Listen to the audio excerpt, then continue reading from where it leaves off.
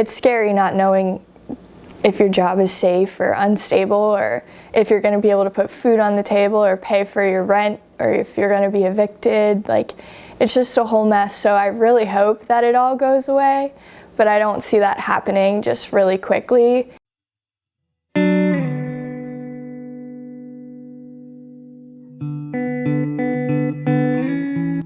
I feel like the new normal for life after COVID is everybody's still going to be required to wear a mask. We've become so used to wearing masks that I think it would be weird and unnatural for everybody to just stop wearing them, and I don't think there's going to be a time where it just like completely is done with. But I do feel like it is going to be very different for work too, because now even with internships and jobs, like people who have graduated last year, their jobs are all online. Like my dad's primarily working from home too, when he never did that.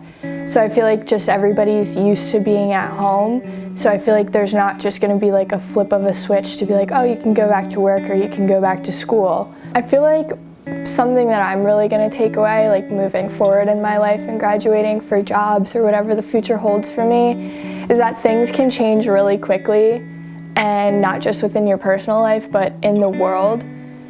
Like, nobody ever expected coronavirus to hit. It was so crazy and so fast. So I feel like for me, having an emergency plan or an emergency fund in my life for whether I have a family or if it's just me living by myself, to have that financial stability in case a crisis does emerge and I don't have a job, that I would be able to support myself in some way to live in a somewhat normal sense, where I will at least be able to pay rent or pay a mortgage or get food or anything, pay car payments, get gas, stuff like that. So it definitely opened my eyes as a kid in their 20s to just like spending every last dollar I have, that for the future, not everybody's gonna be able to live just spending their last dollar. Like, you really need to save, and you always need to have a backup plan. So I feel like that really just hit me hard being in my 20s. Like,